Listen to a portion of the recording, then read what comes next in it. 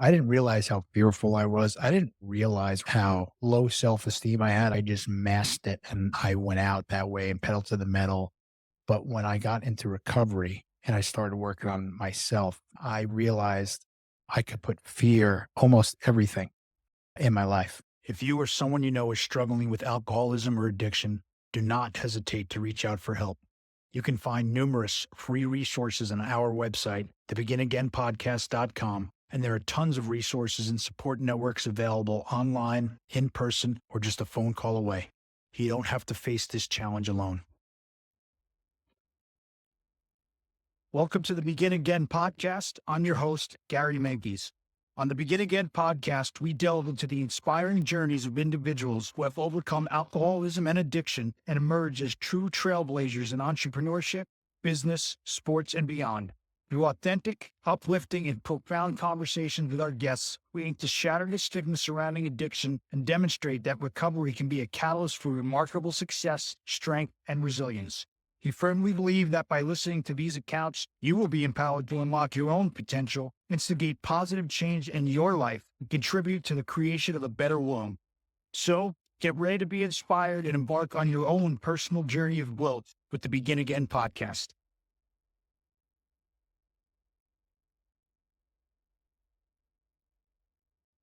Welcome back to the Begin Again podcast, where we share our stories of those of us who have transformed our lives in sobriety. Community of incredible comeback stories and all the beauty and potential that lies on the other side of alcoholism and addiction.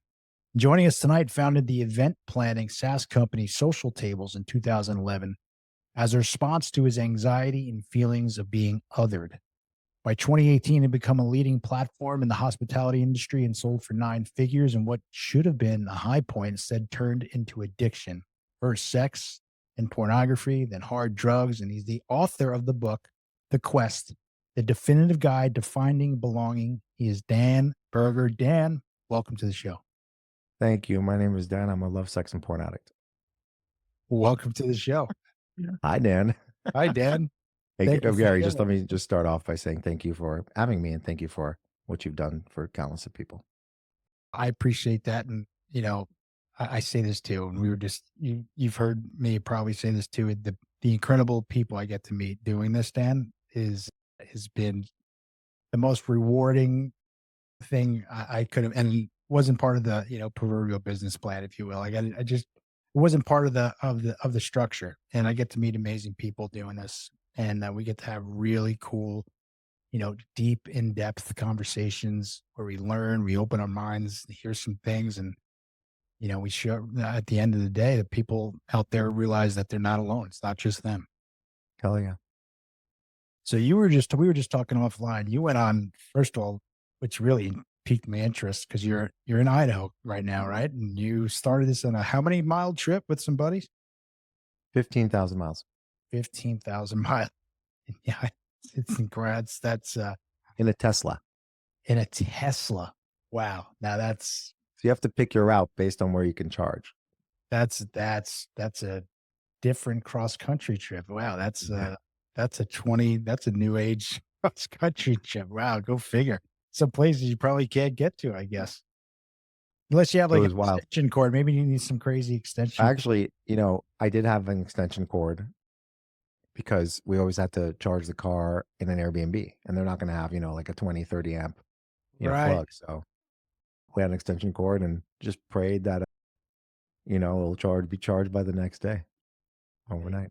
Amazing. So, I'm so intrigued by your bio here. I've been reading up about you, and I appreciate you being here too. And so tell us, so you founded the SaaS company. It was wildly successful, but the reason is in response to your anxiety and feelings of being other. Is that correct?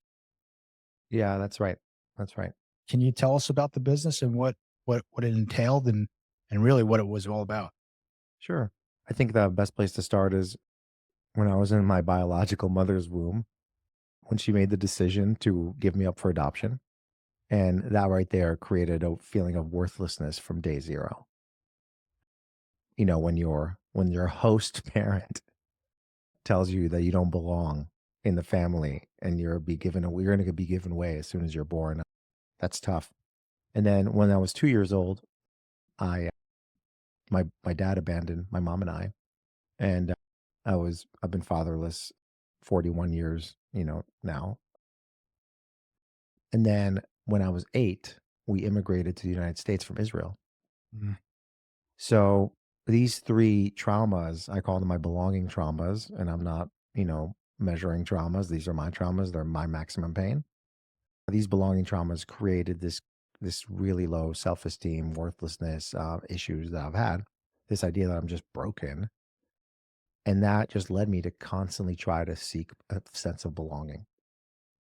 So Dan, even at that young of an age, like obviously you're a very bright guy, but were you able to articulate those feelings at that young of an age? I asked that because you may have heard me say so many times, how I didn't realize how fearful I was. I didn't realize, or I couldn't articulate how low self-esteem I had. I think I just masked it and I went out that way and pedaled to the metal. But when I got into recovery and I started working on myself, and we mentioned offline step 4, at least for me for AA, you start looking at my life and I realized, I could put fear on almost everything in my life. I could be fearful what Dan's going to think of me right now. I could be fearful with that person, like all of it. And I didn't realize any of it until, late in life. I'm talking in my 20s, obviously. I've been sober for, we just had almost 19 years, 2006, my sobriety date, but I was in and out for 4 years before that. But were you able to articulate that at such a young age, that sense of I'm not good enough or low self-esteem or not belonging? Can you touch on that? So, I think it's interesting. I think for me, 12 step has in a way been my kind of last, well, so far, my last step in my healing journey.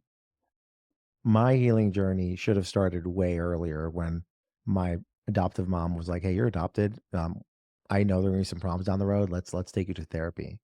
But that didn't happen. So back in 2014, I had a panic attack and went to a cardiologist and was sent to therapy, was put on anti-anxiety pills. And then I did the Hoffman process and I went to, which is rebirthing process, if you will. Then I went to a semi-inpatient and psychological counseling services. I've done the psilocybin stuff. I was just diagnosed bipolar. I was like, I've done so much shit. Like, Yeah. I'm like, literally, I am, and I'm not like one upping. I just like, that's how committed I was to the work. And for me, 12 step is the culmination of all this work. And while I wasn't I wasn't able to articulate, I feel belongingless. I feel I'm alone. I'm isolated, partly because men don't have that vocabulary, but also partly because I kept medicating, Right. self-medicating. Yeah. And you asked me how did the idea for my company started? I mean, I was basically had social anxiety because I was an immigrant. I was always kind of negotiating my identity and my culture. And I was like, well, what if there was an app before I went to a wedding so I could see who's at the table so that I'll be able to know what to talk to them about so I wouldn't be Wow. antisocial. Like literally, it was to solve this problem. And then obviously we became like event software, but that's what it started. Is addressing this fear. So I couldn't articulate it, but I always tried to solve it. That's incredible. And you started the company in 2011? That's right. Yeah, 2011 I started it and sold it for 9 figures in 2018. 2018. That's a nice exit there. I mean, you must have had this idea before 20. How old are you at 2011? Not to age you here, but how old when you Well, started I'm this? 43 now, so now yeah, I guess I was like 29, 30. 29, 30. So you have this idea and you started and it turns into this huge event planning SaaS, but where it drew up from, which I think is incredible. You're like, hey, who am I going to sitting at this table? Let me see if I can Yeah. research them it's I'm laughing, right? Because when you do, like when you go to a social atmosphere, Yeah. you see what people are interested in, right? And you try to you have conversations off that, right? And Yeah, I mean, you're coming super prepared. yeah, exactly. I mean, don't get me started on the fact that alcohol has absolutely zero place in any event, especially if corporate events, but that's a whole different conversation. I'm very much against it. But yeah, I mean, usually people rely on alcohol and sometimes narcotics in order to lubricate their system. And I was, I was young and wasn't into that stuff at the time. So I thought about like Facebook, and that's why it was called social tables. It was a table that was social in the digital in the digital world. It makes so much sense now. I love it. Perfect name for it. So you exit in 2018 and a Blackstone owned PE firm, right? Took you out. And we said, right, so you're on top of the world, nine Top figure of the world. exit.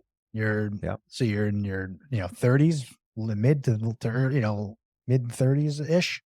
You're Yeah. on top of the world, right? I mean, got Yeah. the world by the balls. You just exited nine figures. You should be riding high. Where do you and I was riding high you on were riding drugs. high actually, yeah. Where do you go from here? I was like, I guess I kind of was a late bloomer. I didn't start doing hard drugs, and I mean, I always did drugs, but like putting stuff up my nose, that didn't happen until like my mid to late 30s. And I really leaned into it, once I sold. And I think for me, what started this kind of like hyper process of really getting to where I am today was in that road trip. Because when I was on that road trip, it was COVID. So I sold my company in 18. I stayed on for a year. It's cute. It's November 2019. I leave the company that bought me. And I'm like, and I'm chilling. And then COVID happens. And, the time the president was like, oh, it'll be over before we know it. And I was like, all right, great. Let's take a road trip to Sarasota, Florida and come back in 2 weeks. And then 2 weeks became four. And then we said, fuck it, let's go to the West Coast. And we started driving and driving and driving, hit up 22 states, 18 cities, 15,000 miles, like I said. But I spent 4 months with these guys who were my best friends, who were really actually my most fun friends. That's what I was confused. Right. And I saw myself in them. And I was like, I don't like this. Yeah. I was living with I was living with my clones. Right. I get that. And let me just say also, it's even, one thing to be with your, quote unquote, you put the quote, your best friends will turn out to be probably, like you said, you're calling them your clones and probably and act not liking what you're seeing in return, Yeah, right? exactly. But aside from that, going away for 4 months with anyone is a difficult task, right? Yes. So if you're going on this journey, which turns out to this kind of, I don't know, I don't want to put words in your mouth. It kind of sounds like it's almost turning into a Dan Berger spiritual journey, looking at himself. 100%. And so, I mean, I'm just trying to put myself in that's, hey, hats off to you, first of all. That's so cool that you can do that, but it's so cool that you are so intuitive to say, you know what, I'm not digging the crowd that I am. Yeah. And so, Yeah. so And what happened? Where like, did you go from there? yeah. So, like most things I didn't, obviously I didn't have the realization I just shared, like in that moment, Of course. kind of like look in the mirror and be like, I hate you. But so, and also for the record, there were a couple of guys who rotated. So one guy left, another one came in, and then, so it wasn't like the same four, but yeah, it was like the same six guys. So what happened was it's like July, the first week of July, we're in Salt Lake City. We're planning to go up to Bozeman, Montana. And then I met this girl off Tinder and we went to the bar and she's like, yeah, go to Boise. It's cool. So I went to Boise and made a left on the way to Bozeman, got to Boise and the rest is history. I decided to move here and, I left my East Coast life behind and I kind of fell in love with it. And, here I am. So when you did immigrate from Israel, though, when were you 8 years old? Is that what you said when you came Yeah, to it the was it. States? And it Yep. was, Right, the summer between third and fourth grade. and you came to New York? Yeah. Yep. And so did you grew up from 8 till your adulthood or young adulthood in New York, is that right? Yeah, I mean, I like to think of my life as like decades. So first decade, and I'll just round up. First decade, Tel Aviv, Israel. Second decade, Bronx, New York. Third decade, Upper West Side, New York. Fourth decade, so my 30s, Washington D.C. And now in my 40s, my fifth decade, I'm in Idaho. Amazing. There you So go. fuck, I'll be in my 50s. I'll be in fucking Nicaragua. I don't I'm know. gonna say we'll have to do follow-ups to follow you to see what's going on next. Amazing. But you've been out there for a few years now. Yep, since 2020. And tell us where the idea of the book, The Quest, comes. Yeah. I'm gonna guess that this road trip has something to do with it. By the way, I never say this, but my fidget toy are my chips from recovery. Oh, there you go, man. That's cool. Yeah, Um, where you came from, right? yeah, That's that's right. Um, so sorry, what was the question? no. So the book, and now Yeah, yeah, oh yeah, of course, the book. Okay, this is actually going to piece everything together. So I get to Boise, fucking Idaho, and I'm like, great, what now? yeah, I'm You sure. know, what now? So I'll leave all this, like, got an Airbnb, just like test it out, posted on LinkedIn, got some intros, whatever. But then I'm like, I realized that exactly what you said, but kind of even better. I realized I have these resources and I have this time. What am I going to do? Yeah, And I read this book called Halftime by a guy named Bob Buford. And in his book, he talks about life being, first half, halftime, and second half. And I was like, you know what? I'm in my halftime. I had my first half. I'm back in the locker room and I'm putting together a game plan for the second half. But in order to do that, I got to figure out some shit. mhm, I got to figure out my new friends. I got to figure out how I'm going to get married and start a family. I need to figure out how I've never owned a house. I never owned a house. Gary, I'm a New Yorker. yeah, I got to figure out a house. My first car was a 36. Now I'm in Idaho. I got to get a truck, you know? And so I was just like, and that was just the beginning. And I was like, wait, I'm one of the only Jews here. Let me go to synagogue. So I leaned into that. And then I was like, well, you know what? I have some money. Let me invest in some businesses and kind of, put my money where my mouth is and kind of make a splash when I get in. Let me just join up. I joined a fucking supper club for, like, you know, like where they play gin rummy like, I did everything. I've joined the co-working space. I was trying everything. yeah. And I threw everything, including the kitchen sink, at figuring out my sense of belonging. And what I realized is that the process I put together, just like a 12 step, it can be applied to anybody seeking to strengthen their sense of belonging. And unlike anybody who's written on this topic before, I actually give the playbook. It's very simple. There's a few steps, there are a few tools, there are a few suggestions, and you leave the book with a fuller belonging tank than you started it. And I'll share the steps. Step one is understanding your current belonging fuel tank. Where do you get your belonging from? Do you get it from fellowship? Do you get it from your spouse? Do you get it from your kids? Do you get it from sitting in nature and staring at the stars? Where do you get your sense of belonging from? Second is figure out your belonging persona. Are you an eager belonger, an anxious belonger, a reluctant belonger, or an independent belonger? And Wow. each one of those are represented by an animal: a chimpanzee for eager belongers, a meerkat for anxious belongers, a snow leopard for reluctant belongers, and a wolf for independent belongers. And the images listeners have is exactly what they are. Once you figure out your archetype, you look at my guide and you say, okay, I'm this guy. This is my belonging path, most likely, because it's based on personality. Let me go revisit my fuel tank. And then you just edit the fuel tank. That's it. And it's a very well sourced book, over 120 citations, academic citations. And then I give you some other tools, like, what I call belonging intelligence, which is the skills you need to get it to make it better. And that's it. That's it. It's very, very simple. And it's a guide. That's why it's the definitive guide to finding belonging. It's not like the other folks who are like, oh, go do ayahuasca or go sit naked in nature, go cold plunge every morning, whatever this is very brass tacks. You know, it's amazing to me, right? We talk about on this show so often, right? And people, like we were saying, the people I get to meet and they go through these they have traumas, right? We all have our traumas and there's no right or wrong. It's all relative. And that's just a fact for sure. Everybody's pain is at a maximum. Perfectly said. But what amazes me and never stops and never ceases to amaze me is to speak to a guy like Dan or whoever it may be on, but tonight it's Dan. And he had your whole life, your whole purpose from a young age has been belonging. Yes. Here you are, right? You have amazing exit. You're free. You can do whatever the heck you want. And where do you land back on? You land on writing a book called The Definitive Guide to Finding Belonging, right?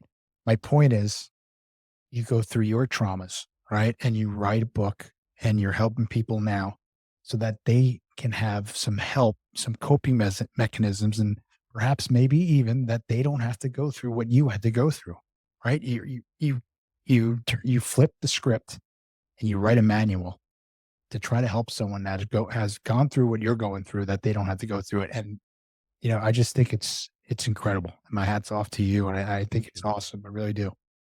Thank you. Yeah, I mean, even, it's a bit hard when I analyze, just like you asked, well, did you know this was an issue?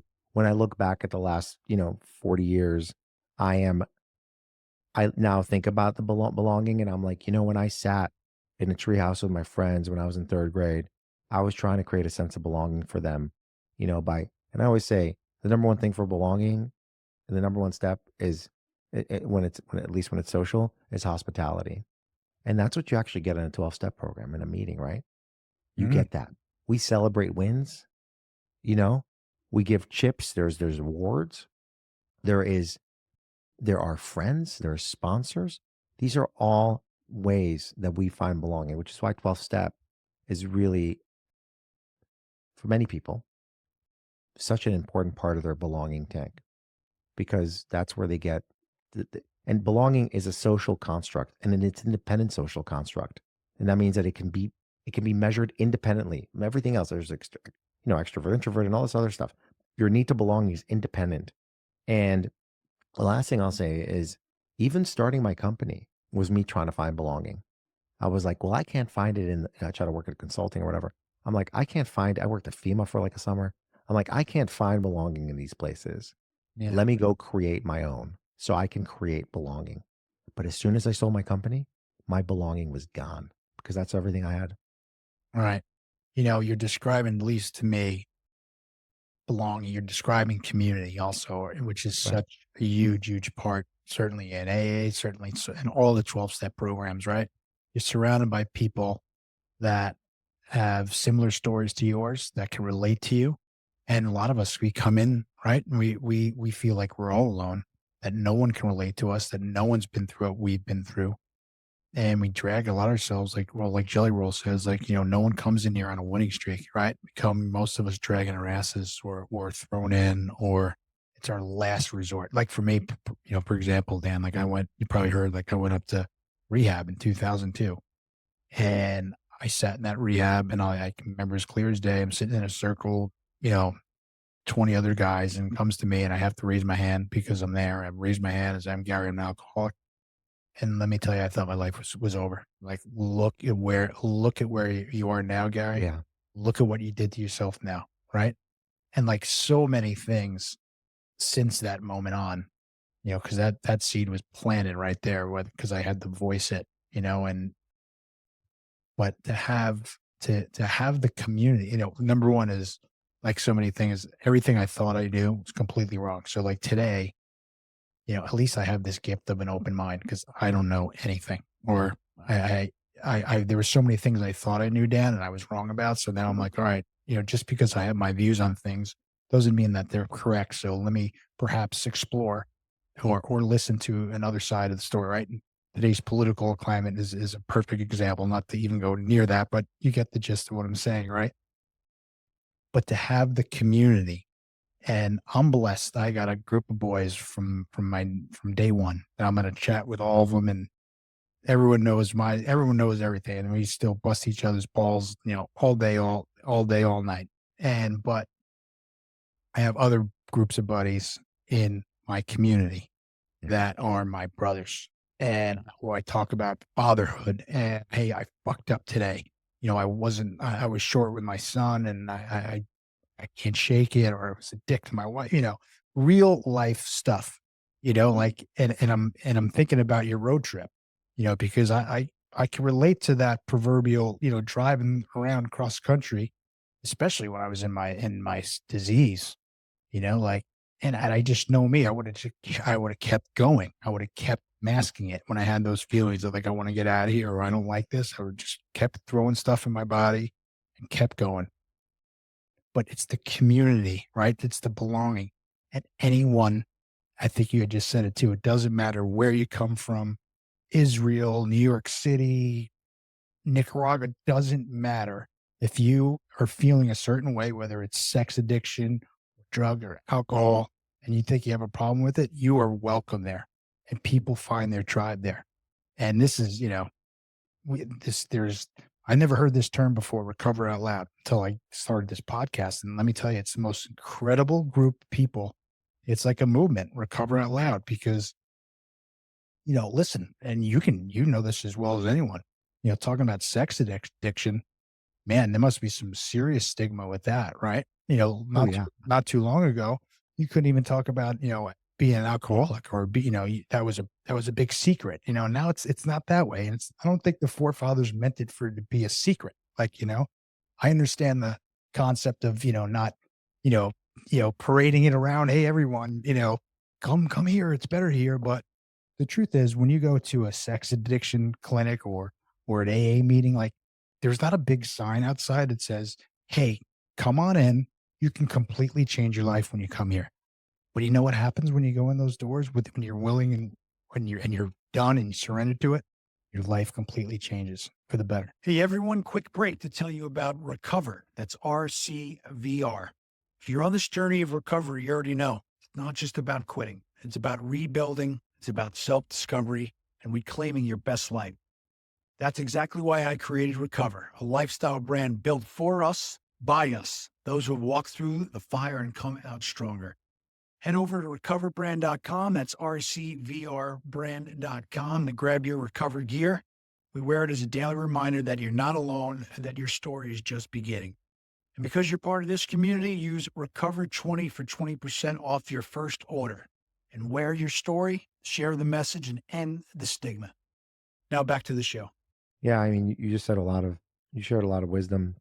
I think that one of the things that's important to think about is that a lot of places would say they're a community, but they don't have a sense of belonging. Yeah. Because belonging is about a fit. It's like two pieces of a puzzle where you feel seen, valued, and accepted by the environment that you're in. And the environment you're in is reinforcing those feelings. So it's this really positive feedback loop where I feel belonging and then I'm shown belonging and I feel belonging and I'm shown belonging.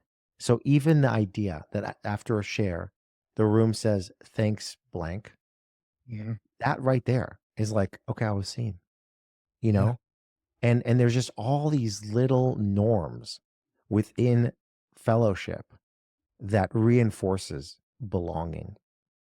And I think that for me, it is the ideal belonging example because especially for someone, yeah, like I said, like me, because fellowship recovery has a very specific process. Earlier I said how much I love process with my book.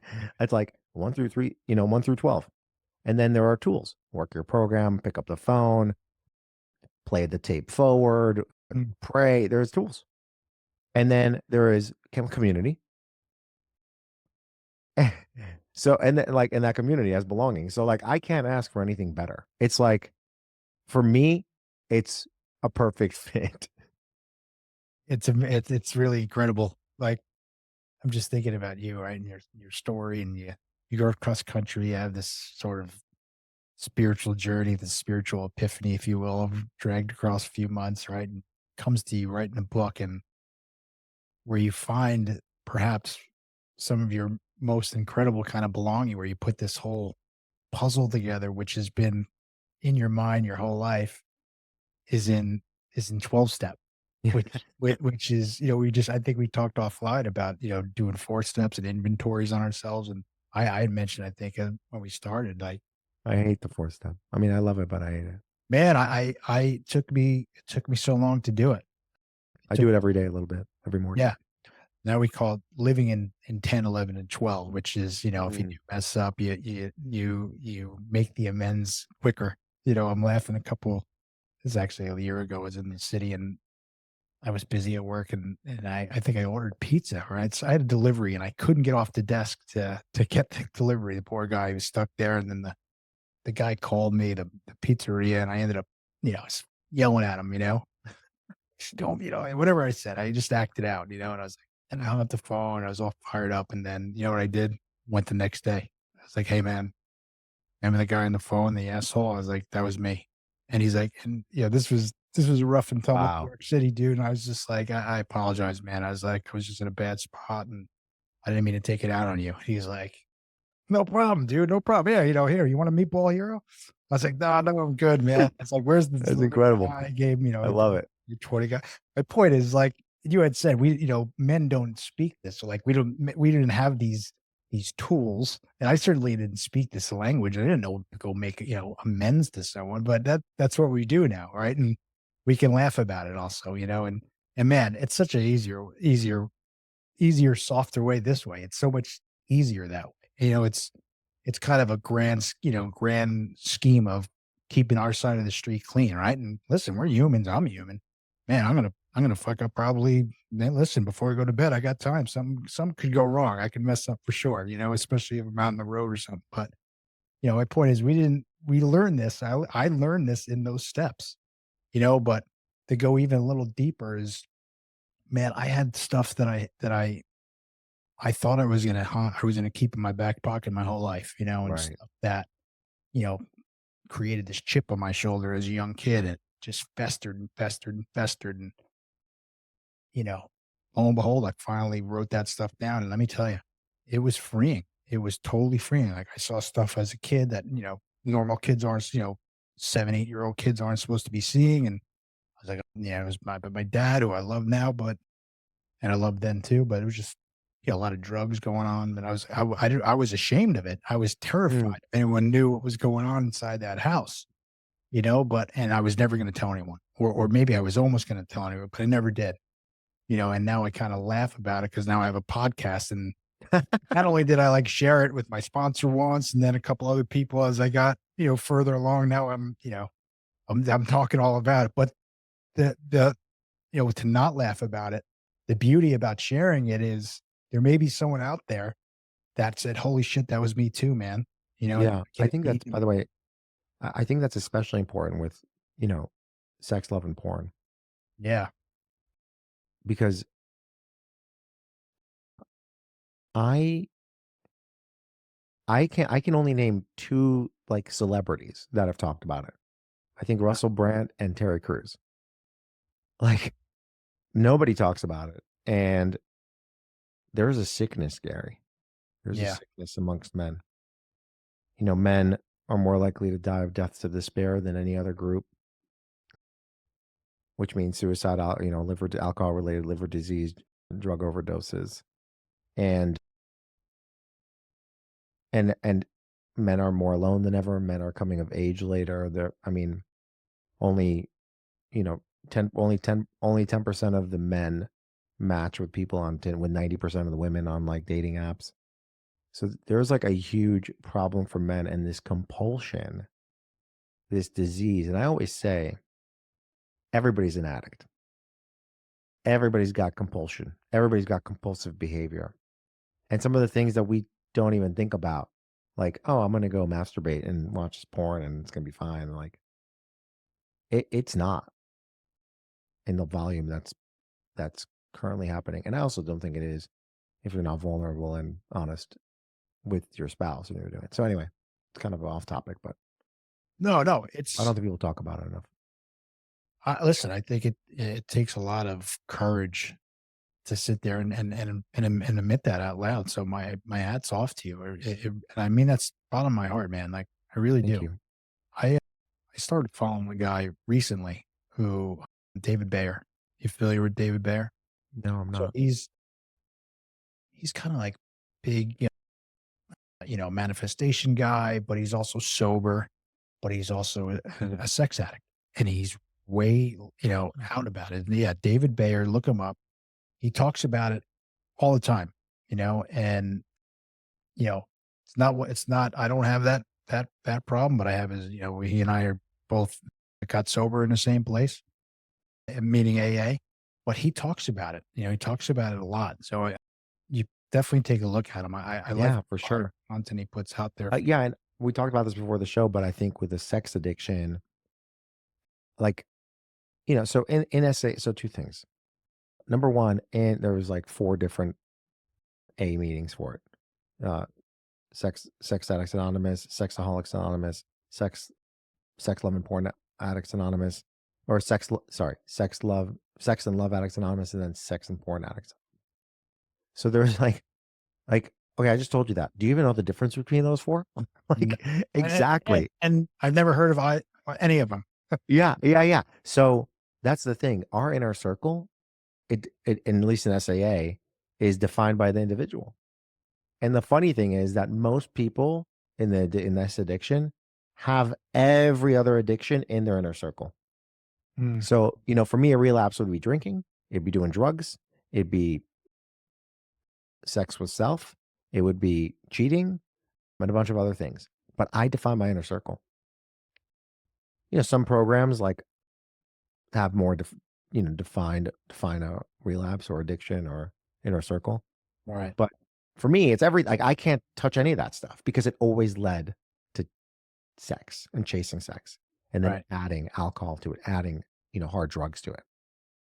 Let me ask you this, just because it's piquing my interest, because you mentioned like the Tinders, right? And the dating, I didn't experience any of that, but I have like nieces that are single and they're amazing girls, but finding boyfriend is or someone, I shouldn't say that, boyfriend, finding a companion, for me, looking at them, and they're younger than me, they're in their 20s, but from and I'm 50 years old, and putting myself in their shoes, and they're, successful girls, beautiful girls, inside out. I mean, they're, yes, I'm biased because they're my nieces, but the truth is they're incredible girls. They really are. One in particular who's single. It seems to me, Dan, it's so much more difficult today to have that real connection. And listen, this is someone asking this question who doesn't know the real answer to this, doesn't know if I'm even right in my assumption, but it just seems you go on an app and you're looking at a resume, so to speak, and you swipe, and, like, man, we had to go out to bars, we had to put time in, we had to I think we laughed about it offline. Like, yeah, listen, I used to love to chase women, girls too. I mean, it's part of, rite of passage, right? And that was supposed to be masculine. Yeah, right. That's a whole nother topic. I mean, I think it is, I think it is to a certain extent. Like it is, but anyway, yeah, I do think there is an element of that where men have a role and women have a role. I mean, and society is kind of trying to change that, but I don't agree with it. But to my point is, right now we have these supercomputers in our pockets, right? Like, and you mentioned like pornography, right? Like, there was VHS tapes that, maybe got passed around that you hid, right? Now it's like my mom bought me a Playboy when I was in 4th grade. There you go. There you go. Right. So you get it. But, now it's all in our pockets, and just even like I used to bartend. I was a bartender, many years ago. And the bar that I used to work at in town closed at 4 o'clock in the morning. Like, oh yeah, New York City. Yeah. Not even though, or Long Island, New York. But now, like, dude, the same bar, they used to be hacked. There's no one in it, man. Like, so point is, everything has changed, right? It's all on the supercomputer. You're swiping, you go on your date, I don't know, are you going just to hook up? Maybe. Are you going to find companion? Maybe both. Like, and then the pornography, it's right on your phone. Like, so I guess what I'm getting at is the landscape is completely changed. And so it's got to be from you, a sex addict, you're an SAA member, right? Or a member. Yes, that's part of your community and you belong. It's so much easier to access the bad stuff, I guess, so to speak. Yeah.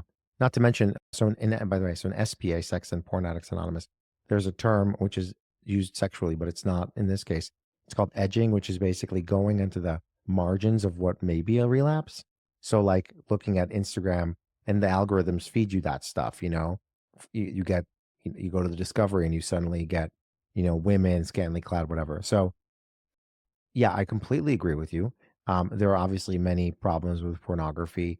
It's accessibility, it's fantasy creation. You're constantly pushing the envelope, just like any addiction. Mine started with love and moved on to sex and moved on to porn when I was married. And between sex and porn, there was chemsex. So I was constantly pushing the boundary. And if you don't stop your addiction, you're going to get worse because you're going to chase a higher and higher high. So, so pornography is certainly a problem. And you're absolutely right. I mean, it makes relationships transactional. And especially with COVID, where people lost social skills in key moments of their life, they're not even going out to meet people. So that's, Right.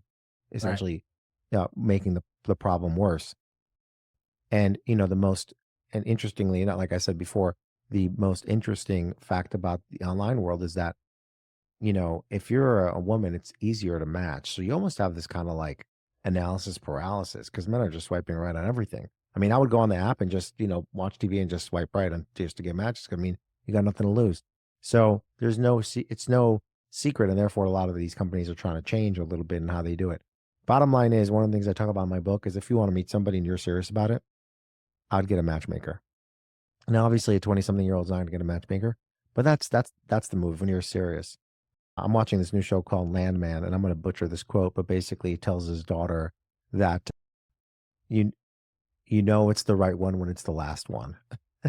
It's the Billy Bob, right? Billy Bob? Yeah, Billy Bob Thornton. Yeah, Yeah. he's the man. So look, and then I also think like just boys are not as mature as girls. So Richard Reeves has a great book called Of Boys and Men, and he advocates for something called red shirting, which is basically holding boys back in school so that they can be more emotionally, mentally developed for the women. I mean, because girls just develop faster so anyway, for more equity, I guess. So it is a problem. More people are single than ever before and unmarried. There's more incels who are just mad at women. Now, because of what's going on in our government, women are starting these movements of not, sleeping with men. And it's just a fucking disaster. And we need children, and it's interesting. One more thing I'll say about the point. Everybody's familiar with Maslow's hierarchy of needs that came out in 1943, was revised in the 60s. But a group of colleagues led by Professor Kenrick out of the University of Arizona actually reshaped the Maslow hierarchy of needs. And while they kept many of the lower rungs the same, food, water, shelter, actually belonging is on there. The top three rungs are in this. I'll go top down. Are parenting, mate retention, and then mate acquisition. In other words, saying that the top need for us to be actualized is to have children. And that's not a secret in the natural world. I mean, everybody's procreating around all the animals.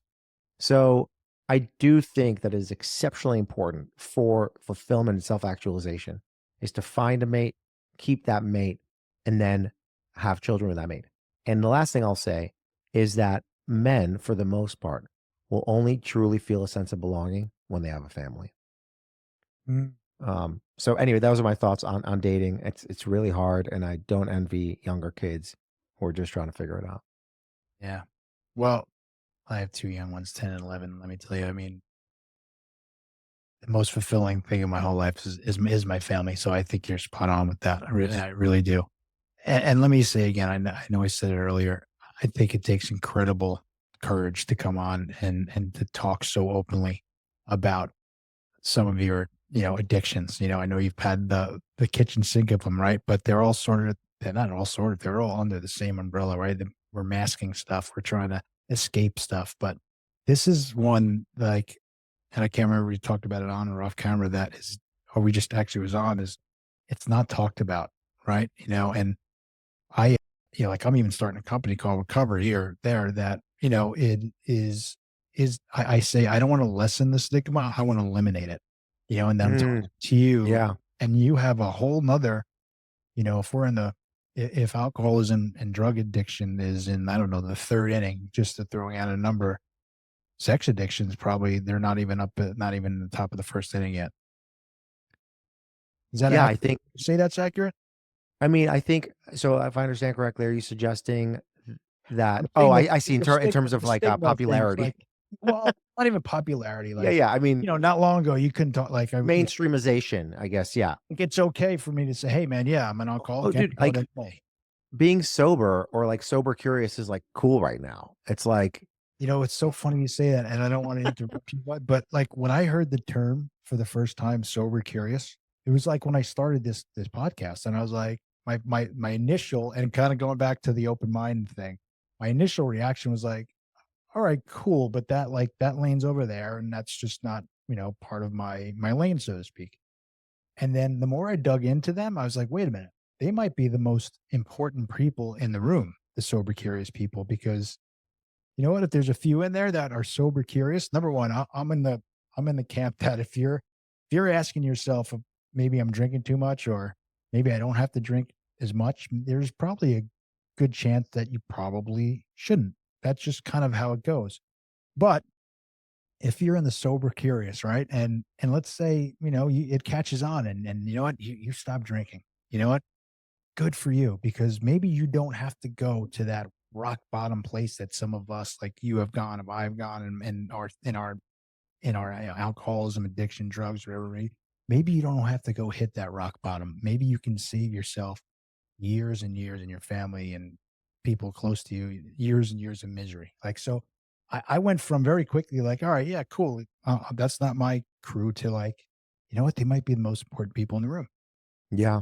Yeah, there's that term like, are you on the bus or off the bus? And I sometimes think about people just hanging on, and they're Yeah. like hanging on like 1 foot off, 1 foot on, like they ran to get to catch a bus. Two things came to me when you said that. The first one is one of the books that changed my life about alcohol is This Naked Mind. Yeah. And in that book, she talks about how um she just says like don't drink, and here's a million reasons why. People don't even like the taste. You Yeah. always start with one and you end up you're just gonna dig yourself deeper. Anyway, so I really love that book, and I actually got sober after reading that book. So that was the first thing. The second thing I'll say, and I think you're right, sex addiction and all the related addictions are definitely in the first inning. As an example, it's really there's only like for SAA, there are only like two and a half, one virtual and two in-person meetings in Boise. Like there's an AA, there's like a ton, you can find one in it. I mean, you can Right. go to a conference and go do a Bill Friends of Bill W. I mean, Yeah. you know, but like, yeah, I don't. And when I travel, I always go to a meeting and I'm like, wow, you guys are so much more advanced than us in Idaho. Right. And then you're right. I mean, like, yes, it is definitely in the first inning. What I would say though, and we touched on this in the pre-show, is I'm not trying to one up anybody's program. I think sex addiction is for many people. There's some people who are just there for porn or whatever, or for like massage parlors or escorts. But sex addiction kind of requires all the other addictions.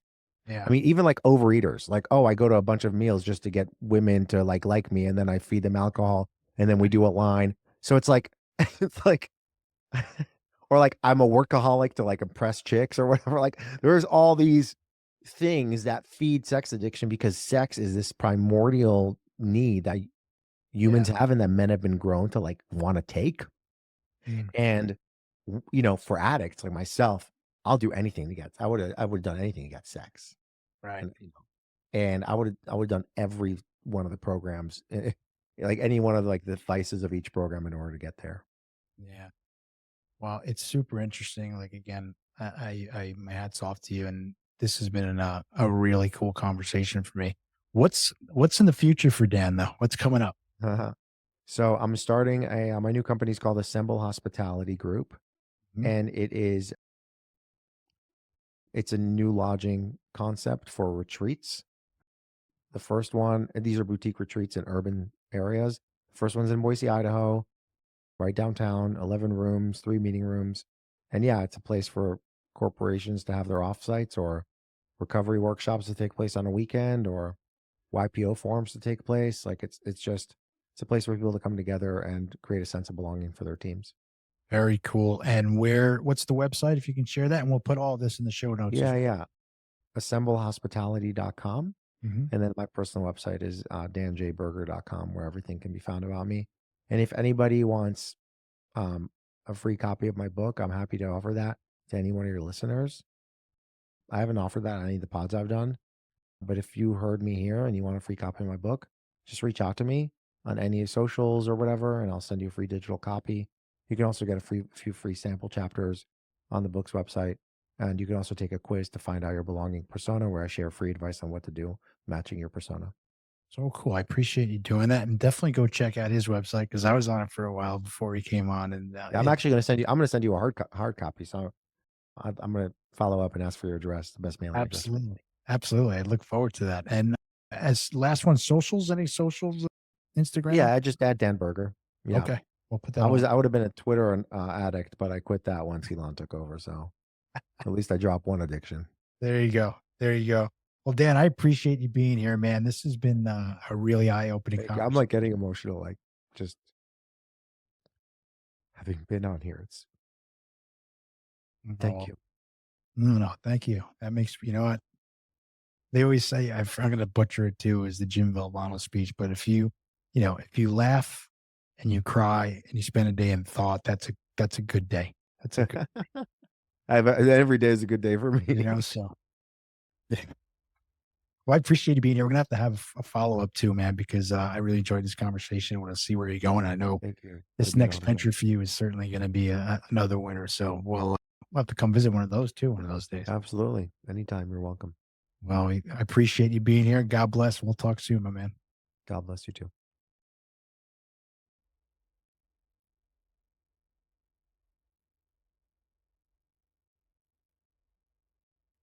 Thank you for tuning in to another powerful episode of the Begin Again podcast. We sincerely appreciate your time and support. We hope that today's conversation has ignited a spark within you, affirming that recovery is not only attainable, but can also be a wellspring of strength and resilience. Our ultimate goal is to make a difference in someone's life every single day. By sharing these stories of redemption, we strive to empower you and inspire you to unlock your fullest potential, facilitate positive transformations, and contribute to creating a better future for yourself, for your loved ones, and the world at large. If you know someone who could benefit from listening to our show, please share it with them. And if you resonate with our mission and feel compelled to do so, we would greatly appreciate your support through a 5-star review, following us on Instagram, and subscribing to our YouTube channel, the Begin Again podcast. The more positive reviews we receive and the wider our message spreads, the greater our collective ability to help others realize that change is possible in their own lives. Thank you once again for being a part of our community. May you be blessed on your own journey of personal growth and transformation.